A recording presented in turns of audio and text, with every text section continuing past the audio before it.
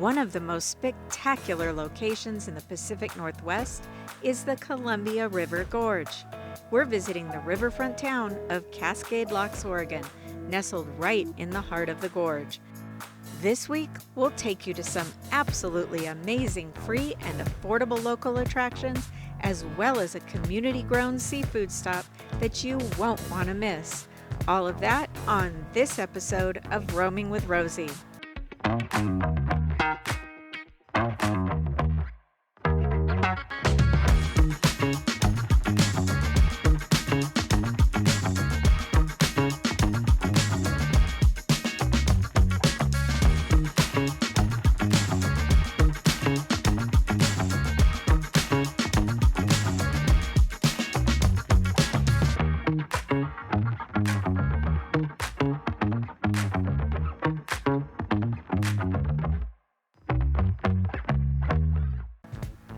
Cascade Locks sits right on the Washington-Oregon border along the Columbia River, and the Cascade Locks KOA was a perfect spot for a base camp to explore the natural beauty and rich history of this part of the gorge.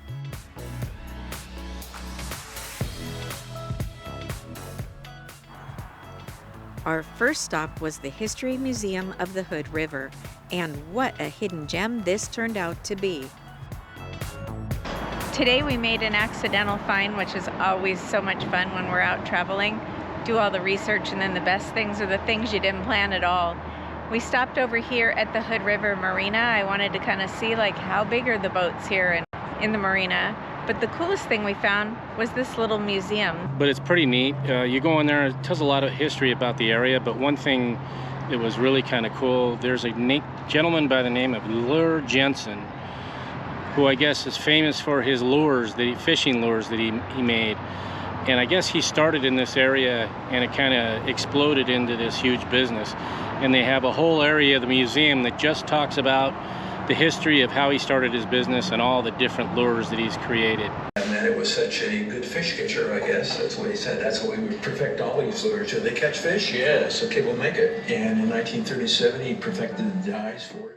Lure Jensen & Sons, the famous fishing tackle company, was founded right here in Hood River and became legendary among anglers worldwide for their innovative lures and fishing gear. The guy that was here, Jeff, told us so much more about everything, and he was there to answer questions. Then the settlers, the logging industry, the fruit industry. A little bit farther over, there's a display that talks about the Japanese Americans and the internment camps that happened in World War II and how it affected Hood River. One of the most moving sections when we visited was the exhibit telling the Japanese American Hood River story. More than 400 first-generation Japanese American soldiers from Oregon served in the military during World War II, but all who remained were rounded up and placed in internment camps, many losing their farms and homes because of that. When those war veterans returned, the local Hood River American Legion proposed that they should be stripped of their citizenship and sent to Japan.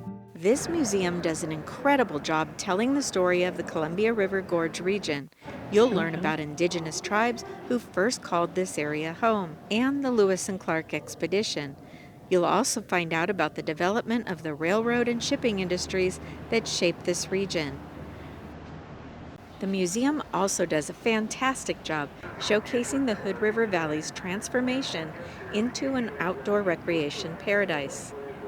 There's an entire exhibit dedicated to windsurfing, showing how the Columbia River Gorge became the windsurfing capital of North America thanks to its unique wind conditions. Oh, Bigfoot hair.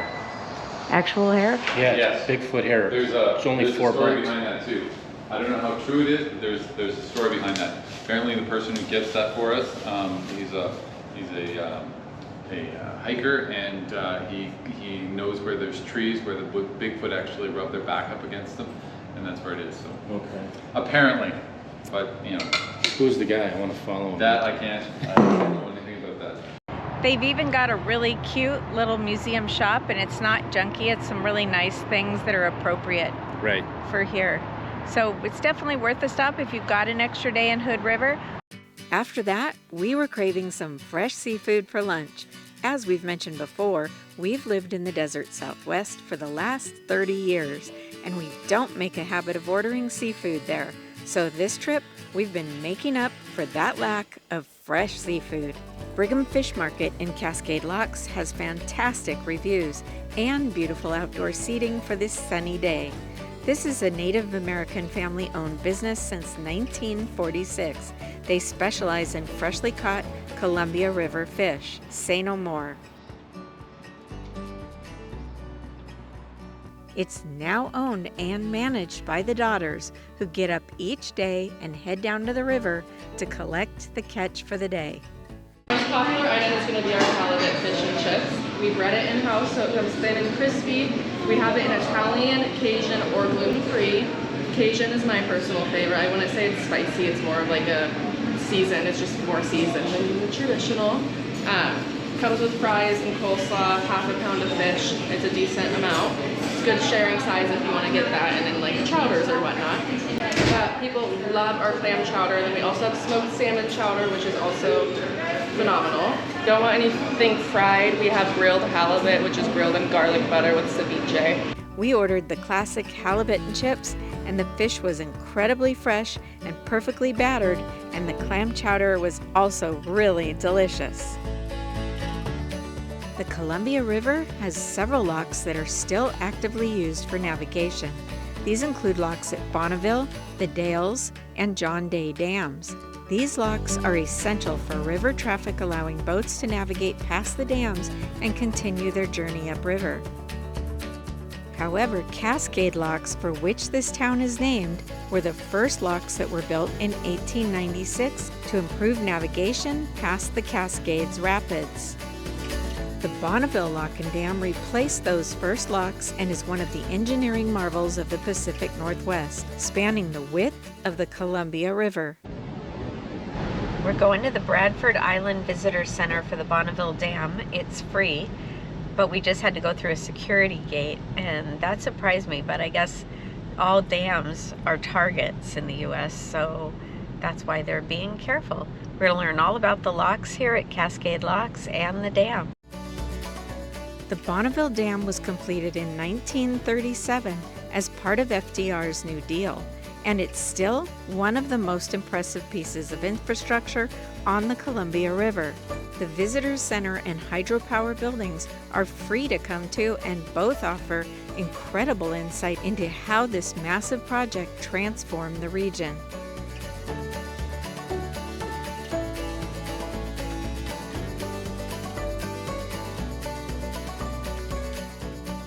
As you saw, security is tight around the dam, so be sure to leave backpacks, pets, including therapy animals, without qualifying certification, and of course, weapons behind.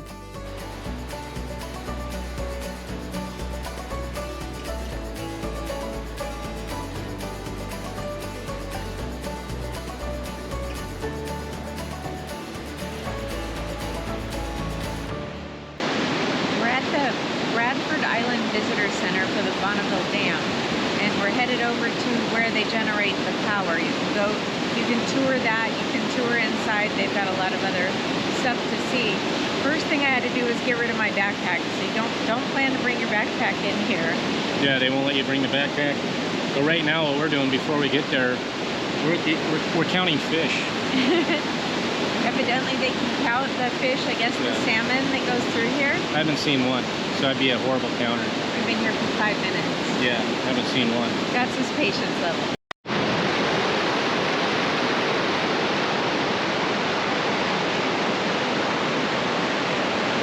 We better hurry. We are on a time crunch here. They close soon. The visitor center is open till 5, but the power center is only open till 4. So we're on a rush. Go see them make some power.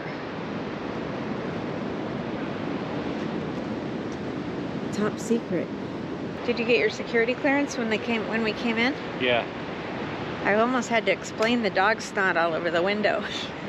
He's like, "Can I just look in the back of your car?" I'm like, yeah, if you can see in the window. Yeah, the guy who, when we pulled up, the guard, he has all this gear on, kind of a big guy, and he had a voice like Tiny Tim, so it was surprising. high-pitched voice. Can I see you in your back car? Powerhouse 1 display gallery. When the dam was built, the country was in the depths of the Great Depression, and the Army Corps of Engineers tackled one of the most ambitious construction projects in American history. Over 3,000 workers descended on this remote stretch of the Columbia River. They worked in brutal conditions around the clock for 4 grueling years. The task was to tame the wild rapids with a concrete giant stretching 1,450 feet across the river and towering 197 feet high. They created not just a dam, but an engineering masterpiece with a powerhouse, spillway, and massive navigation lock. The dam was designed to open up river commerce while generating enough clean electricity to power nearly 1 million homes. Towards the back of the main visitor center is where you can watch a film showing you all about the dam's construction and its effect on the population not just here, but for a large part of the Pacific Northwest. Construction workers responded to the call of the Army's Corps of Engineers. Down to the River Gorge, too, came seasoned electric utility professionals, revitalized bureaucrats, government filmmakers, and a young folk singer named Woody Guthrie. Going down to watch the salmon. They recognized that these structures on the river would have to accommodate the annual runs of salmon and steelhead trout. The fishways consisted of lift ladders and a novel collection and bypass system. To the right, fish ladder. Oh, really? So we are looking under the river right now, and there's not a lot of fish going right now. But a lady ahead of us said she saw one little fish. So this is that fish ladder that we saw from on top. And we're supposed to be looking to see any fish. So the salmon go up this, right? Yeah, so they're going opposite the current. But the juvenile fish will go down it later. Right there! Right there! I can't see it. I know. You see him? Right there! There it is. Oh, wow. Yeah. And there's one up there. Oh, I see him. Wow, you can see him. He's big. Wow. Just have to be close. It's a good sized one. It's very murky. Was there more? There's one right there. Wow. So that one's going upriver. Mm-hmm. There's Upstream. one right there. Yeah. Wow. That's pretty cool. Oop. Oh, it looks like the water might be a little calmer here. Wow. Wow, Jamie. Yeah, I see it. He hasn't decided. The water looks a little calmer right in this area. But I guess it didn't get him where he wanted to go because he turned around. There's the little ones right there. Mm-hmm. There's another little one up there. There's a bunch of little ones. Counting the salmon head up the river is still done by humans. They're counted here as well as on the Washington side of the river. We learned that these are all efforts to mitigate any harm done by the dam to offset impacts on salmon and steelhead migration. The fish counters have to put fish into 15 separate categories using 17 different keyboard strokes.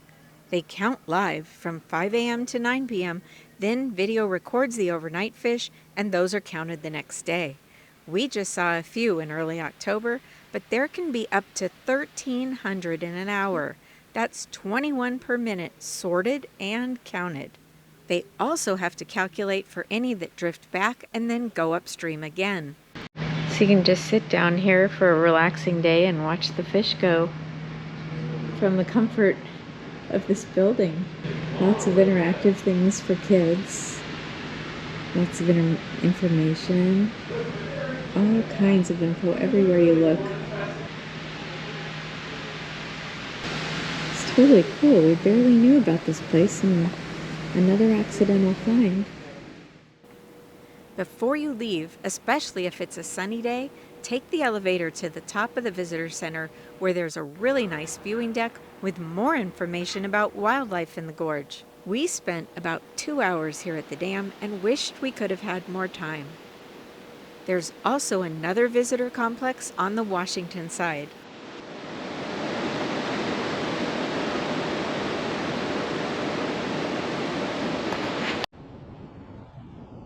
Right next to the dam is the Bonneville Fish Hatchery, and this turned out to be one of our favorite stops. We drove on down from the Bonneville Dam and Locks because they closed at 5 o'clock. So we still have about 2 hours to see stuff down here at the Fish Hatchery. The coolest thing up at the Locks wasn't as much of the man-made stuff as it was the windows to watch the fish swimming upstream. That was totally cool, and I guess that's just a trickle of what normally is swimming upstream at different times of year. But now we're gonna see how they breed some of them, hatch some of them, then release them to keep those numbers high. We'd heard about the beautiful nonprofit gift boutique here, and fortunately it was still open when we arrived. So we took a quick peek inside to share it with you. The shop is owned and operated by the Oregon Wildlife Foundation, a 501c3 nonprofit dedicated to the conservation of fish, wildlife, and habitat in Oregon since 1981. Purchases at Spruce support their statewide efforts. Besides the beautiful selection of many locally produced items, they also have a coffee bar and fresh baked treats as well. The grounds here are stunning, so it's easy to forget that this fish hatchery serves an important role along the Columbia River. Over time, they found that the dams created issues that imperiled the survival of these fish that live in saltwater but migrate to freshwater to spawn. This necessitated considerable redesign and relocation of the large Oregon fish hatchery facilities at Bonneville. This is really pretty.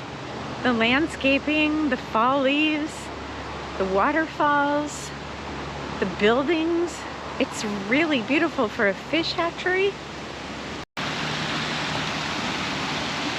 This is the pond to throw your money in. See why they call them rainbow trout. Look at the sides of those things. When the sun hits it, I bet you it's pretty incredible. Display ponds offer a relaxing place to feed large rainbow trout and view adult white sturgeon measuring more than 10 feet long. These rainbow trout are not raised at the hatchery. Instead, they're there for the public's enjoyment. They have machines by the ponds where you can buy fish food for $1 to feed them. The money in turn is used to keep the hatchery beautiful for visitors. So, yeah, it's hard with the sun. You can feed the fish for 25 cents, but as soon as anyone comes close to the little booth to get the fish, these opportunists come over and say, I would like some fish food. This is like the Disneyland of fish hatcheries.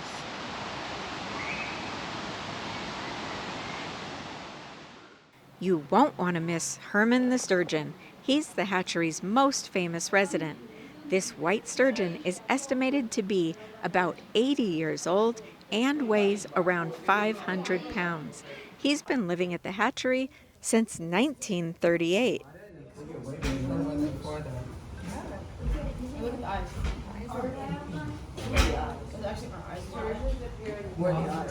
So he's 10 feet long.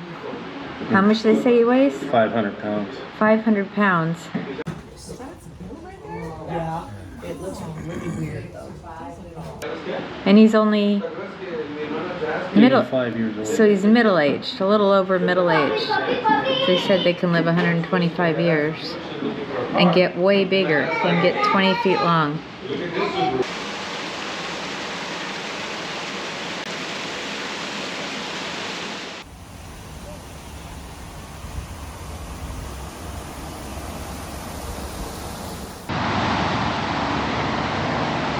So this sculpture is an actual drinking fountain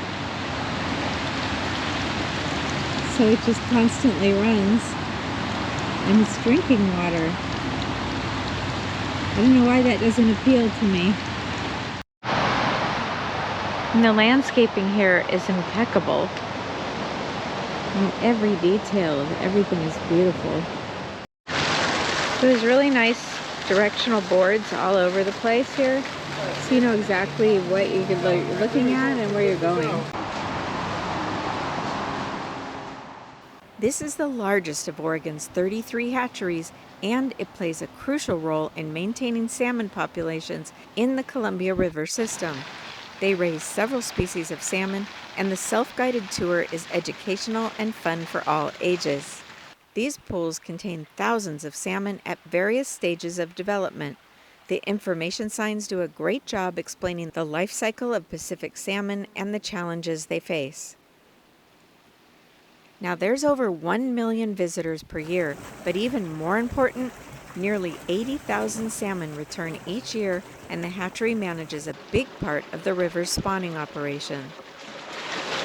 Oh yeah, I see its tail right there. There, it came down. I don't know if I got that. It jumped up out of the water. The hatchery also has excellent educational displays and a short film about their conservation efforts and the importance of fish habitat restoration. It's really worthwhile to come over here. There's no cost to come in. The grounds and everything here for the fish, for the fish hatchery is all paid for with fishing licenses. So that's cool. You always wonder where that goes to, but it specifically goes for this. They had a film in the visitor center that tells how they get the eggs. You may not want, they tell you all over to be aware that it's not a pleasant thing how they get the eggs, but to know that in nature, once they get all the way upriver and spawn, they die anyway. So this way, I guess they get fed to somebody. Anyways, it was really a worthwhile stop. Cascade Locks turned out to be an incredible surprise. This small Columbia River town offers the perfect combination of natural beauty, fascinating history, and authentic local culture. On our next travel episode, we'll take in a few of the amazing waterfalls the Oregon side of the Columbia Gorge is known for. Then, we'll visit some beautiful locations on Mount Hood, where we'll be checking out the wine and fruit trail. And for you movie buffs out there, we're driving up to iconic Timberline Lodge near the peak of Mount Hood. You'll see its gorgeous architecture, learn a bit about its history and ski park, and of course, see where parts of Jack Nicholson's famous movie, The Shining, was filmed. We really hope you enjoyed this episode of Roaming with Rosie, and if you did, we'd really appreciate it if you'd share it with your friends and family on social media. And if you're not yet a subscriber, go ahead and hit that subscribe button. And ring that little bell, because that way you'll be notified each time we upload new content. And make sure to leave a comment, that way you could be part of the conversation. Until next time, we'll see ya.